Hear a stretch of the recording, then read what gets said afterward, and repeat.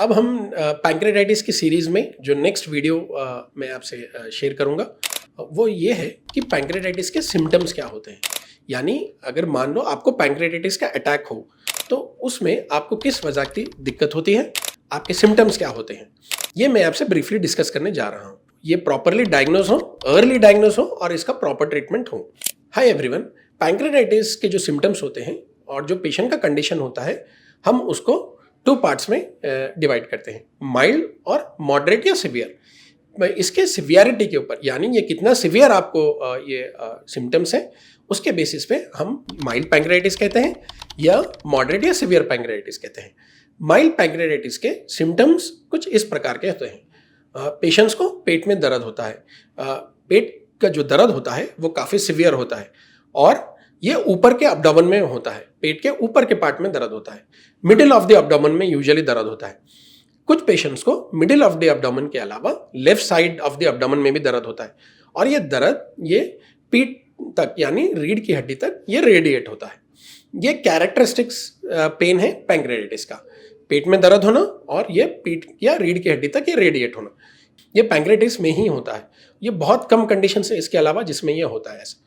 इसके अलावा कुछ पेशेंट्स को वॉमिटिंग्स होते हैं, कुछ पेशेंट्स को फीवर आने का रिस्क होता है और कुछ पेशेंट्स को भूख नहीं लगती है, खाना नहीं खाया जाता। ये पैंक्रेटाइटिस 80% ऑफ द पेशेंट्स में माइल्ड ही होता है, यानी उतना ज़्यादा उसकी सिवियरिटी नहीं होती है। सिर्फ पेट में दर्द होता है और वॉमिटिंग्स कुछ पेशेंट्स को होते हैं। लेकिन 15 to 20% पेशेंट्स में पैंक्रेटाइटिस सिवियर भी हो सकता है। सिवियर और मॉडरेट पैंक्रेटाइटिस के कुछ इस प्रकार के सिम्टम्स होते हैं। पेशेंट्स को सिवियर पेन होता है अब्डोमेन, वॉमिटिंग्स होते हैं और इसके अलावा दूसरे ऑर्गन्स पैंक्रेटाइटिस सिवियरिटी होने की तरफ से इफेक्ट होने का रिस्क भी होता है, जैसा कि मोस्ट इंपॉर्टेंट ऑर्गन्स है किडनी और लंग्स। सिवियर पैंक्रेटाइटिस में पेशेंट्स का यूरिन आउटपुट कम हो जाता है, यूरिन प्रॉपरली नहीं आता है, किडनी शटडाउन होने का रिस्क होता है, जिसके कारण डायलिसिस की जरूरत पड़ सकती है।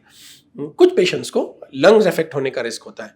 लंग्स इफेक्ट होने के कारण पेशेंट्स को ब्रीथ प्रॉपरली वो नहीं कर पाते हैं, ऑक्सीजन का लेवल बॉडी में वो मेंटेन नहीं कर पाते हैं, सैचुरेशन जो रहता ऑक्सीजन का वो डाउन होता है।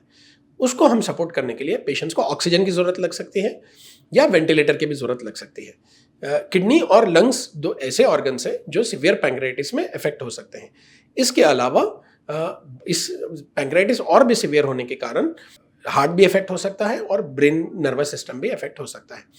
बहुत कम पेशेंट्स के अंदर 1 to 2% के अंदर ये पैंक्रेटाइटिस वेरी सिवियर होता है, यानी ये इतना सिवियर होता है कि आपके ऑर्गन्स को शट डाउन करने का रिस्क होता है और ये डेथ का कारण भी बन सकता है। That is the reason pancreatitis अगर डायग्नोज होने पर या आपको अगर मान लीजिए कि पैंक्रेटाइटिस के लक्षण हो, जैसा कि अपर अब्डोमेन पेन हो और स्कैन में अगर आपको पैंक्रेटाइटिस करके डायग्नोज हो तो आपको इमीडिएटली डॉक्टर से कंसल्ट करना होता है।